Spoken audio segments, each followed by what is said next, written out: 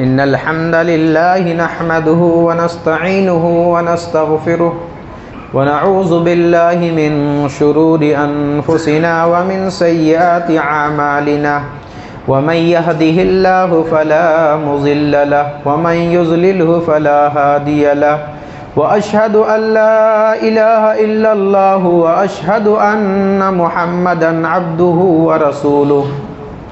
أعوذ بالله من الشيطان الرجيم بسم الله الرحمن الرحيم يا أيها الذين آمنوا اتقوا الله حق تقاته ولا تموتن إلا وأنتم مسلمون يا أيها الناس اتقوا ربكم الذي خلقكم من نفس واحدة وخلق منها زوجها وبث منهما رجالا كثيرا ونساء واتقوا الله الذي تساءلون به والأرحام إن الله كان عليكم رقيبا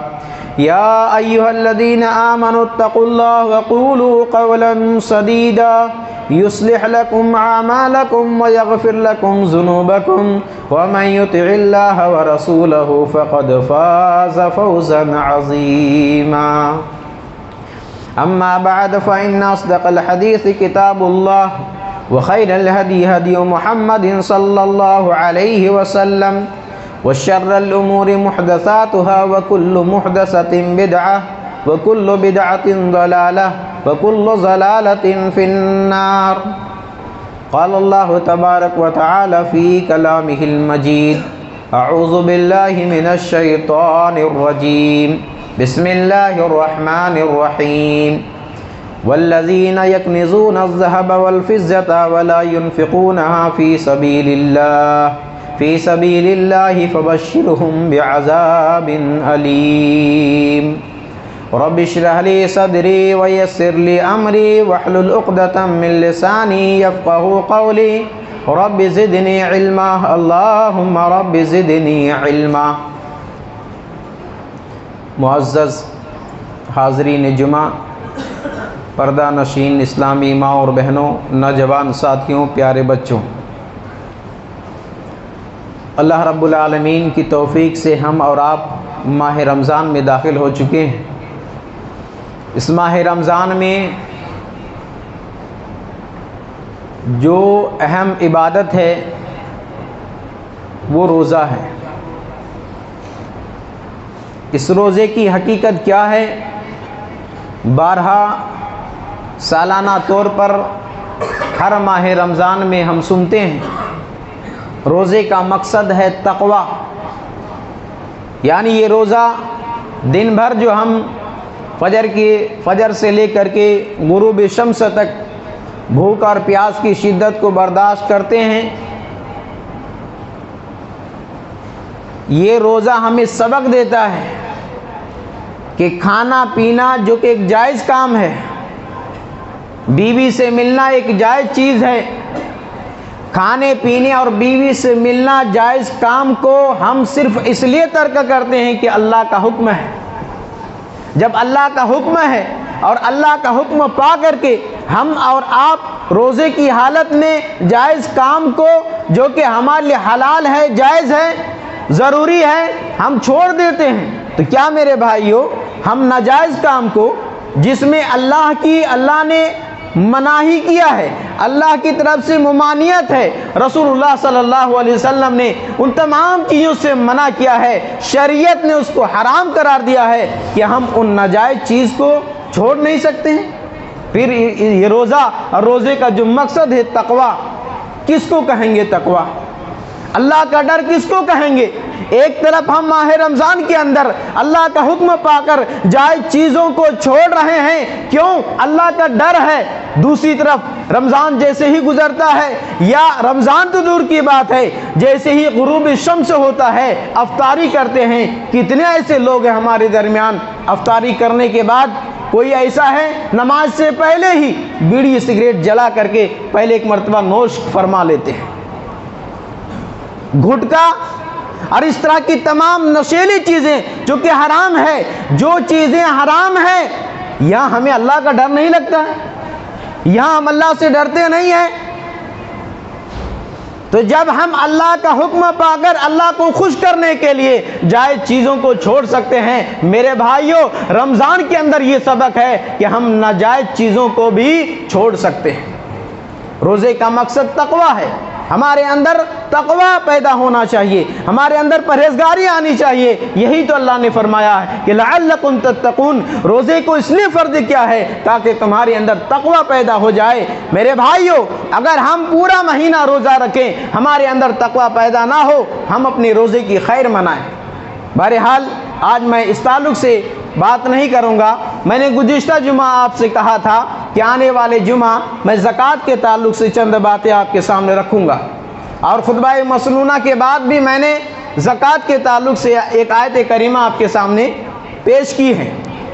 زکوٰۃ ہے کیا؟ زکوٰۃ کس چیز کا نام ہے؟ زکوٰۃ یہ اللہ کی طرف سے ایک مقرر شدہ، ایک فکس کیا ہوا ایک حق ہے ہمارے اوپر۔ زکوٰۃ دینے والے یہ نہ سوچیں ہم غریبوں کے ساتھ احسان کرتے ہیں، یہ اللہ کا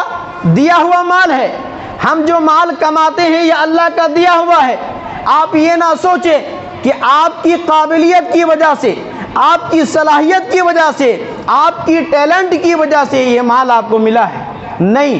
یہ رب العالمین کا نظام ہے۔ اللہ ہم میں سے جس کو چاہتا ہے مالدار بنا دیتا ہے، ہم میں سے جس کو چاہتا ہے غریب بنا دیتا ہے، یہ اللہ کا نظام ہے۔ اللہ جس کو چاہتا ہے محل دیتا ہے اور جس کو چاہتا ہے جھوپڑی میں رکھتا ہے۔ میرے بھائیوں اللہ رب العالمین کے اس نظام کے حساب سے جب اللہ رب العالمین نے آپ کو مالدار بنایا، آپ کو غنی بنایا، آپ کو صاحب نصاب تک پہنچایا ہے، اسی اللہ رب العالمین نے یہ حکم دیا ہے کہ آپ اپنے مال میں سے 2.5% زکوٰۃ نکالیں۔ جس اللہ نے آپ کو مالدار بنایا اسی اللہ نے یہ حکم دیا ہے، یہ ہمارے مالوں کے اوپر حق ہے۔ اللہ رب العالمین نے فرمایا وَفِي أَمْوَالِهِمْ حَقٌّ لِلسَّائِلِ وَالْمَحْرُومِ، میرے نیک بندوں کے مالوں میں غریبوں، مجبوروں، ضرورت مندوں کا حق ہے۔ ہمارے درمیان کچھ لوگ ہیں جو یہ سوچتے اور کہتے ہیں کہ ہم جس ملک میں رہتے ہیں یہاں بہت ساری چیزوں میں ٹیکس دینا پڑتا ہے، پھر ہم زکوٰۃ کیوں دیں؟ بھائی ٹیکس یہ الگ چیز ہے، ہم یہاں رہتے ہیں، یہاں کی حکومت کے اعتبار سے بہت ساری چیزوں میں ہمیں سہولتیں ملتی ہیں۔ روڈ کا ٹیکس روڈ بنا کے دے رہی ہے، پانی پہنچا رہی ہے، بجلی دے رہی ہے، تو یہ سہولتوں کے اعتبار سے ہے، یہ ٹیکس الگ چیز ہے، زکوٰۃ الگ چیز ہے۔ زکوٰۃ یہ ٹیکس کی طرح نہیں ہے، اور یہ زکوٰۃ جو اللہ نے فرض کیا ہے یہ اللہ کا ہمارے اوپر بہت بڑا احسان ہے۔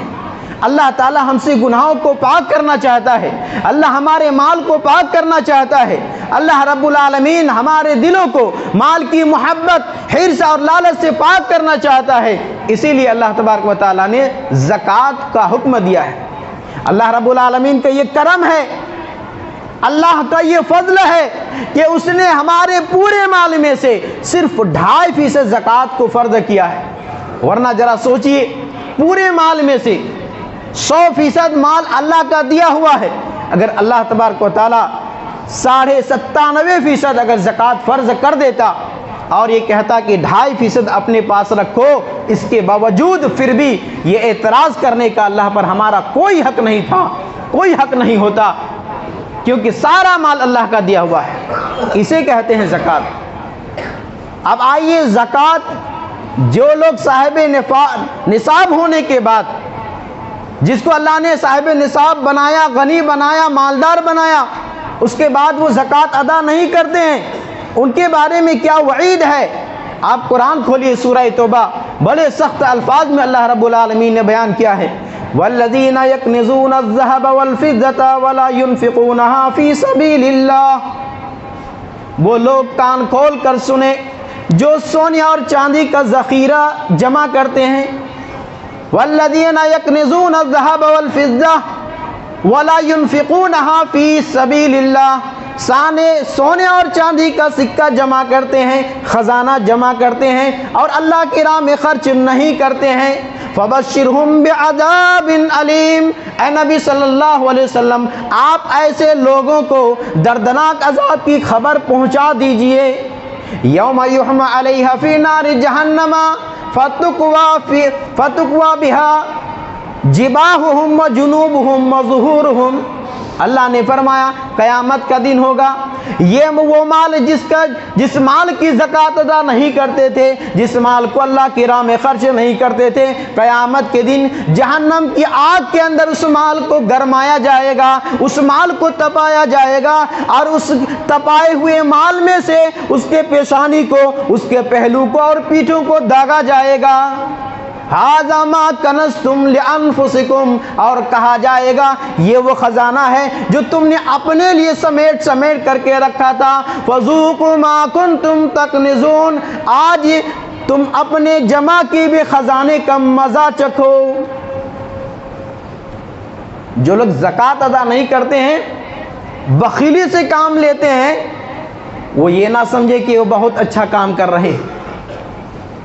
وہ یہ نہ سمجھے کہ ہم اپنے مال کو سیو کر رہے ہیں، بچا رہے ہیں۔ ابو ہریرہ راوی حدیث ہیں، صحیح بخاری کی حدیث، اللہ کے نبی صلی اللہ علیہ وسلم فرماتے ہیں من آتاہ اللہ مالا، جس کو اللہ تعالیٰ نے مال و دولت سے نوازا ہے، فلم یؤد زکاتہ، اور پھر اس نے زکوٰۃ ادا نہیں کی، اس مال کا جو اللہ نے نوازا ہے، دیا ہے، اس کی زکوٰۃ ادا نہیں کی، مثل لہ مالہ یوم القیامہ، وہ مال قیامت کے دن انتہائی زہریلے گنجے سانپ بن کر کے اس کی شکل میں ظاہر ہوگا، مال قیامت کے دن نہایت ہی زہریلے گنجے سانپ کی شکل میں نمودار ہوگا، شجاعن اقرا لہ زبیبتان، اس کی آنکھوں کے درمیان دو سیاہ نقطے ہوں گے جیسے سانپ کے ہوتے ہیں، اور یہ دو سیاہ نقطے خطرناک زہریلے سانپ کی علامت ہوا کرتے ہیں، تو دو پیشانیوں کے بیچ، آنکھوں کے بیچ میں دو کالے داغ ہوں گے، دھبے ہوں گے، یطوقہ یوم القیامہ، وہ مال سانپ بن کر کے اس کے پورے جسم پر لپیٹ جائے گا، اور لپیٹ کر کے یاخذ بلحظمتیہ، اس کے جبڑوں کو پکڑ کر کے کہے گا انا مالک و انا کنزک، اے بندے سنو، میں تیرا مال ہوں، میں تیرا خزانہ ہوں۔ اس کے بعد نبی اکرم صلی اللہ علیہ وسلم نے سورہ آل عمران کی ایک آیت تلاوت کی، وَلَا يَحْسَبَنَّ الَّذِينَ يَبْخَلُونَ بِمَا آتَاهُمُ اللَّهُ مِنْ فَضْلِهِ هُوَ خَيْرًا لَهُمْ بَلْ هُوَ شَرٌّ لَهُمْ، وہ لوگ جس کو اللہ نے مال سے نوازا ہے، جس کو اللہ نے اپنے فضل سے، مال و دولت سے نوازا ہے، وہ بخیلی کو اپنے کے لیے بہتر نہ سمجھے، بخیلی کو اپنے لیے بہتر خیال نہ کرے، بل هُوَ شَرٌّ لَهُمْ، بلکہ ان کے لیے برا ہے، سَيُطَوِّقُونَ مَا بَخِلُوا بِهِ يَوْمَ الْقِيَامَةِ، قیامت کے دن وہ مال اس کی گردن میں لپیٹ کر کے، توق بنا کر کے اس کی گردن میں ڈال دیا جائے گا۔ میرے بھائیوں، یہ اس مال کے بارے میں ہے جس مال کی لوگ زکوٰۃ ادا نہیں کرتے ہیں۔ زکوٰۃ ادا کرنے کے بعد وہ کنز نہیں ہے، وہ خزانہ نہیں ہے، اس کے بارے میں پکڑ نہیں ہے، پکڑ اس کے بارے میں ہے، عذاب اور سزائیں اس مال کے بارے میں ہے جس مال کی ہم زکوٰۃ ادا نہیں کرتے ہیں۔ ہمارے درمیان ایسے بھی لوگ ہیں جو یہ سوچتے ہیں کہ اگر ہم 2.5% زکوٰۃ نکالیں گے تو ہمارے مال میں سے 2.5% حصہ ختم ہو جائے گا، کم ہو جائے گا۔ آج گنتی کا زمانہ ہے، لوگ گنتی لگاتے ہیں۔ میرے بھائیوں، یہ گنتی کوئی چیز نہیں ہے، یہ 2.5% جو مال جا رہا ہے 250% بن کر کے واپس آئے گا انشاءاللہ۔ 2.5% اگر آپ نہیں دے رہے ہیں تو نہ دینے کا جو انجام ہوگا وہ اس سے کئی گنا زیادہ نقصان دہ ہوگا۔ شریعت کے اندر ایک چیز ہے جس کو برکت کہا جاتا ہے۔ برکت کیا ہے معلوم ہے؟ برکت ایک ایسی چیز ہے جس کو شمار نہیں کیا جا سکتا ہے، جس کو ناپا نہیں جا سکتا ہے، جس کو گنا نہیں جا سکتا ہے، بلکہ برکت تو وہ چیز ہے جس کو ہم دیکھ نہیں پاتے ہیں، بلکہ صرف محسوس کر سکتے ہیں کہ ہاں یہ برکت ہے، یہ برکت ہی کا نتیجہ ہے۔ جو لوگ اپنے مال کی زکوٰۃ دیتے ہیں، زکوٰۃ دینے کے بعد وہ سکون سے اپنی زندگی گزارتے ہیں، برکتوں سے اپنی زندگی کو گزارتے ہیں، لیکن وہ لوگ جو زکوٰۃ نہیں دیتے ہیں لیکن لاکھوں کروڑوں کما رہے ہیں، لاکھوں اور کروڑوں کمانے کے بعد بھی آج ان کی زندگی پرسکون والی نہیں ہے، آج ان کی زندگی سکون والی نہیں ہے، برکت والی نہیں ہے، طرح طرح کی انہیں ٹینشن لگے رہتے ہیں، طرح طرح کی اندیشے اور خوف لگے رہتے ہیں، طرح طرح کی مصیبتیں آتی رہتی ہے، طرح طرح کی پریشانیاں آتی ہے۔ کیوں؟ اس لیے کہ اس نے صحیح طور پر زکوٰۃ ادا نہیں کیا، زکوٰۃ ادا نہیں کیا۔ آپ جانتے ہیں زکوٰۃ ادا نہ کرنا یہ اللہ کا ایسا بنایا ہوا قانون اور نظام ہے۔ ایک حدیث کے اندر اللہ کے نبی صلی اللہ علیہ وسلم فرماتے ہیں جو قوم زکوٰۃ ادا نہیں کرتی ہے اللہ تعالیٰ بارش کو روک لیتا ہے، وہاں بارش نہیں ہوتی ہے۔ ابن ماجہ کی یہ حدیث ہے، اس حدیث سے معلوم ہوا کہ اللہ کے بنائے ہوئے نظام کے اندر اگر ہم عمل پیرا نہیں ہوتے ہیں تو پھر قدرتیں اللہ کی طرف سے آفتیں آتی ہیں، اللہ رب العالمین کی طرف سے آفتیں آئیں گی اور ہم اس کو پھر برداشت نہیں کر پائیں گے۔ میرے بھائیو، سوال یہاں پر یہ ہے کہ نصاب زکوٰۃ کس پر فرض ہوتا ہے؟ نصاب کیا ہے؟ آئیے میں آپ کو بتاؤں۔ نصاب کہتے ہیں، سب سے پہلے یہ جان لیں کن کن چیزوں پر زکوٰۃ فرض ہے۔ سونے پر، چاندی پر، مال تجارت پر، اسی طرح جو زمین سے اناج اگتے ہیں، جو فصل اگتی ہے، فصلوں پر، مویشی جانوروں پر، ان تمام چیزوں پر زکوٰۃ فرض ہوتا ہے۔ ہر ایک کی کنڈیشن الگ الگ ہے۔ ہمارے سماج کے اندر چونکہ ابھی سب کسان تو ہیں نہیں، جانور رکھتے نہیں ہیں، آئیے دو تین چیزیں جو ہیں سونا اور چاندی اور اسی طرح کرنسی روپیہ پیسہ، اس کے بارے میں آپ کے سامنے ذرا تفصیلاً ذکر کر دوں۔ کتنا سونا ہے تو زکوٰۃ فرض ہے؟ میری مائیں بہنیں آئی ہوئی ہیں، غور سے سنیں۔ 7.5 تولہ اگر سونا ہے، 7.5 تولہ یعنی 85 گرام سونے کا مالک ہے یا اس سے زیادہ، تو پورے مال میں سے 2.5% زکوٰۃ نکالنا آپ کے اوپر فرض ہو جاتا ہے، سال میں ایک مرتبہ، سال میں ایک مرتبہ۔ اب یہ سونا چاہے زیور کی شکل میں ہو،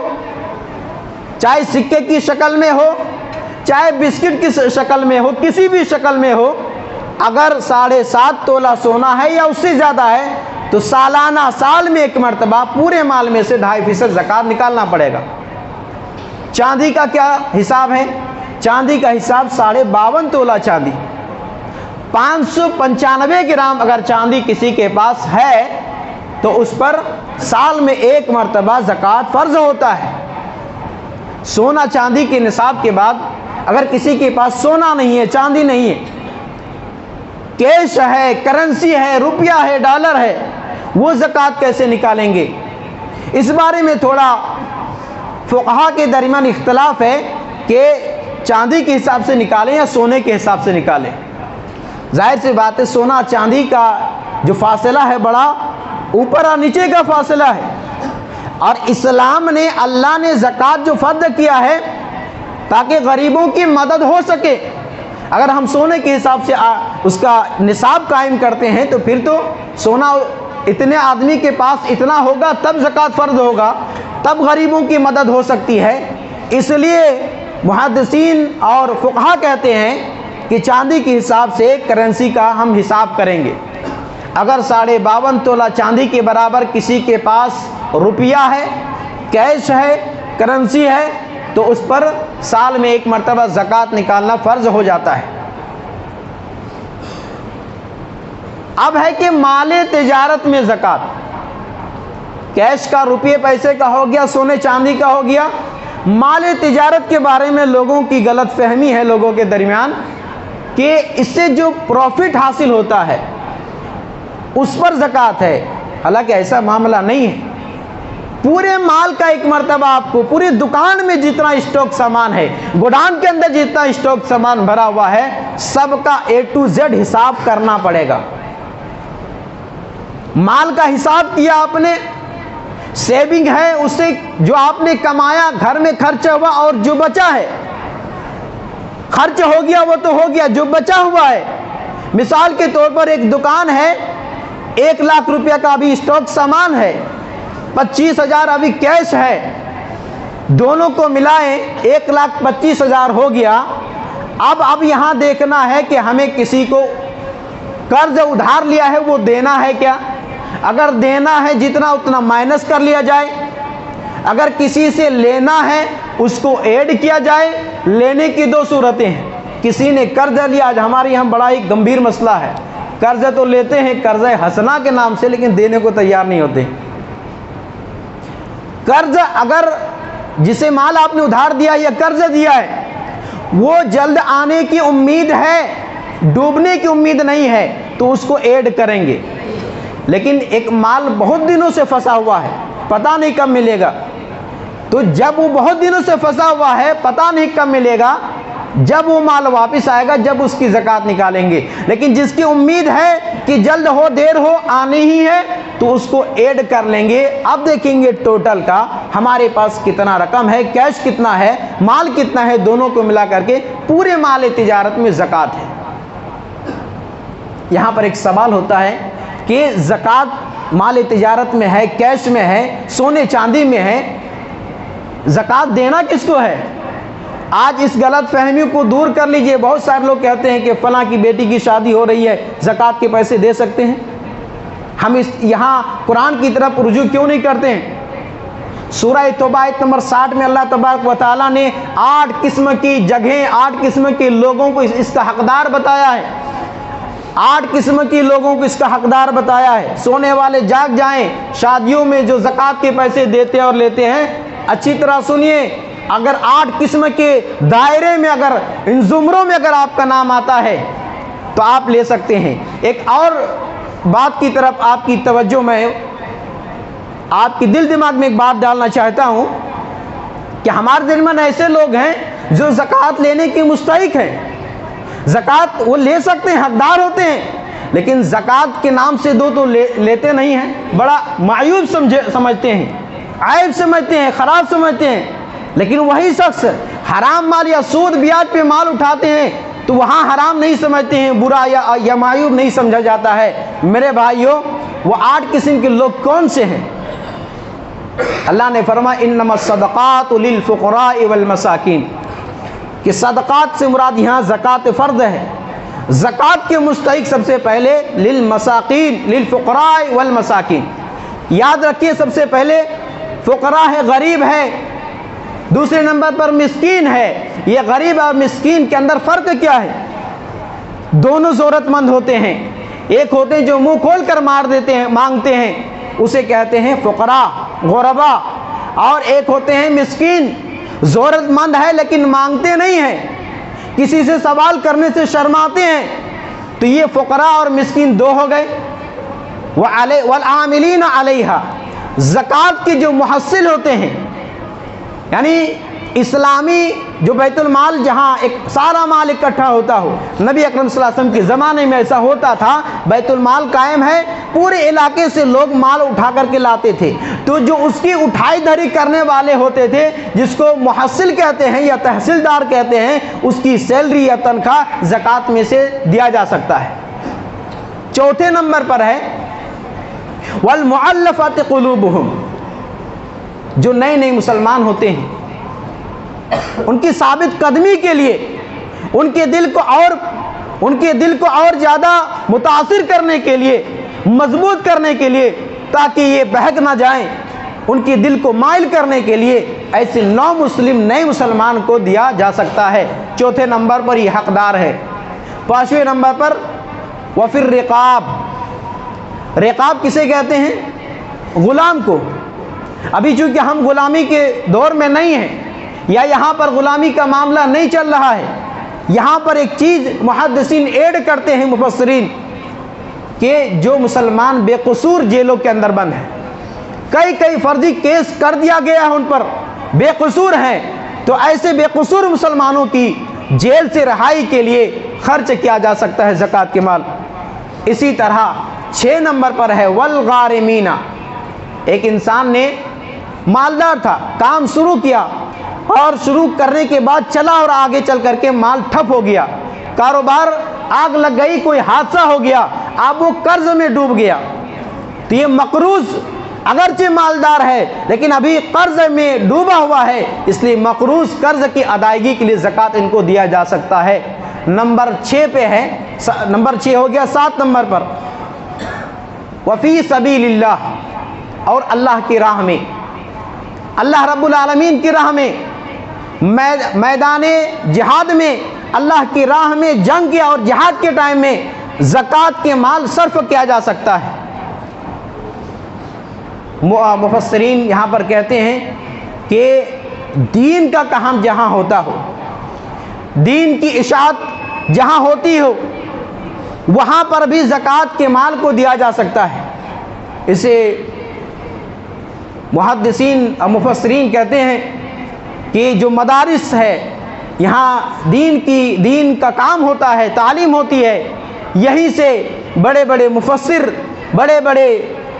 مقرر اور بڑے بڑے محدثین نکلے ہوئے ہیں، خطیب اور علماء اور امام نکلے ہیں، تو جہاں دین کا معاملہ ہو، تعلیم کا، تعلم کا، وہاں پر دیا جا سکتا ہے۔ اسی طرح آخری میں جو یہ بات ہے وہ ابن السبیل،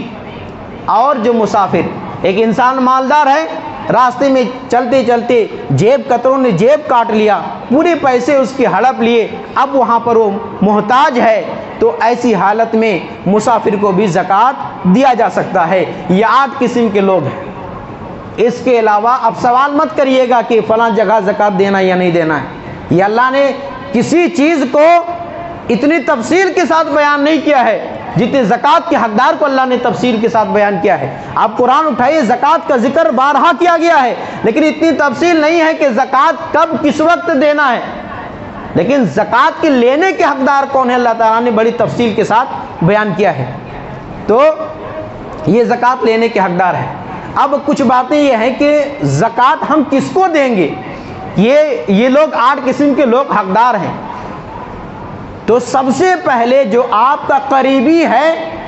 بنسبت دور کے قریبی زیادہ حقدار ہوتے ہیں، اور قریبی میں آپ اپنے رشتہ داروں کو دیکھیں،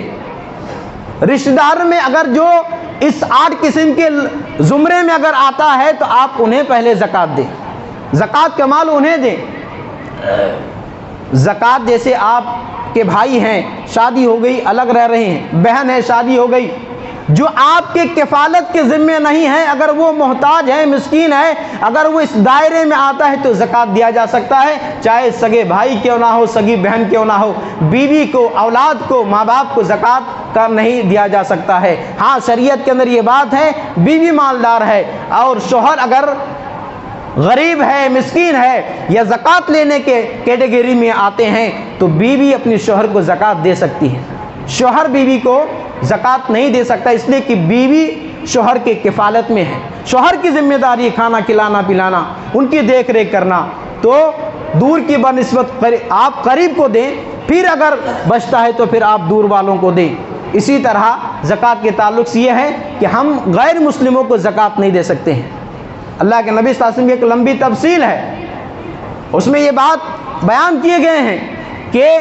حضرت ایک صحابی کو آپ نے دعوت و تبلیغ کے لیے بھیجا تھا، آپ نے انہیں چند باتوں کی وصیت کی تھی، ان میں سے ایک اگر یہ مان لے توحید کو اور نماز کو مان لے تو زکوٰۃ کے بارے میں انہیں بتانا کہ ان کے مالداروں سے لی جائے گی اور ان کے غرباؤں میں تقسیم کیا جائے گا، یعنی مسلمانوں کے مالداروں سے زکوٰۃ لیے جائیں گے اور مسلمان غربا میں تقسیم کیے جائیں گے، تو زکوٰۃ کے مال کے مستحق غیر مسلم نہیں ہوتے ہیں۔ لہذا میرے بھائیوں، زکوٰۃ کے تعلق سے یہ چند باتیں تھیں، میں نے آپ کے سامنے رکھا۔ ہمیں اور آپ کو چاہیے کہ ان تمام باتوں پر غور و فکر کر کے اس پر پورے طور پر عمل پیرا ہونے کی توفیق عنایت فرما۔ اللہ سے دعا ہے اللہ تعالی ہم سب کو عمل کرنے کی توفیق عنایت فرما۔ العالمین جو بیمار ہے اللہ تو انہیں شفائے کاملہ عطا فرما، اللہ جو پریشان ہے اللہ ان کی پریشانی کو دور فرما، آمین رب العالمین۔